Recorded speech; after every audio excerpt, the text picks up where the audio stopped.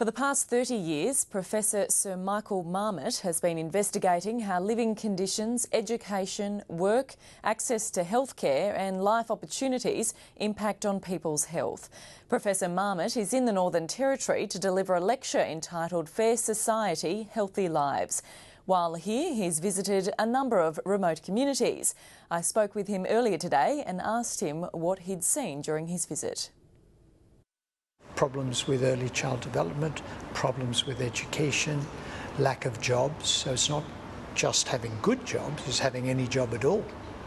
Having enough money to lead a healthy life, problems of housing and community development, and problems with alcohol, tobacco and diet, other determinants. So I saw all of that. You can't help but be surprised if you come from Sydney and Adelaide, or even Darwin, and then go to Gumbalanya or to Tiwi, and you think, am I in the same country? That disempowerment, how does that have an impact on someone's health?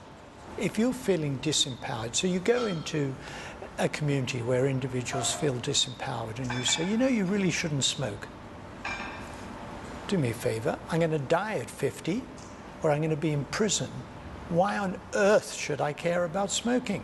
Data from Canada, in British Columbia, suggests when you look at First Nation communities, Aboriginal communities in Canada, the more empowered the communities are, land claim participation, control over their health and education and other services, the more empowered communities are, the lower the youth suicide rate.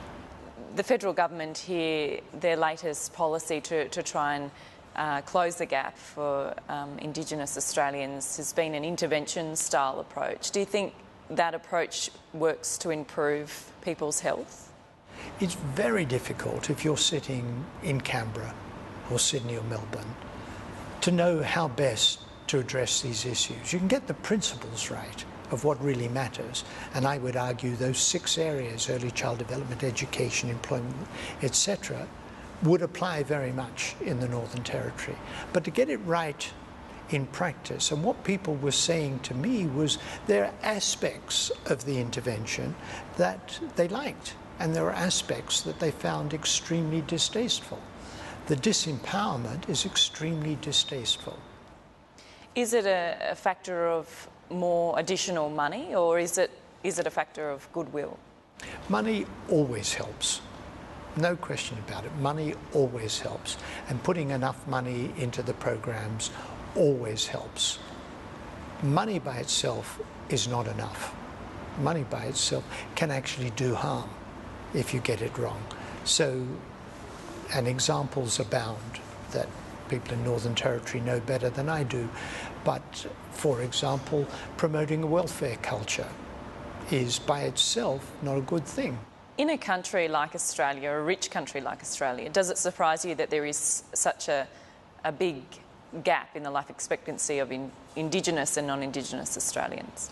Well, I said this morning that in the Scottish city of Glasgow, there was a 28-year gap in life expectancy among men living in the most deprived area of Glasgow compared with those living in the most affluent. Even in London, there's a 17-year gap between most and least deprived life expectancy. So I'm not shocked by the magnitude. I mean, this is a fantastic country, and a fantastically wealthy country, and a country that's put real effort into improving lives for people.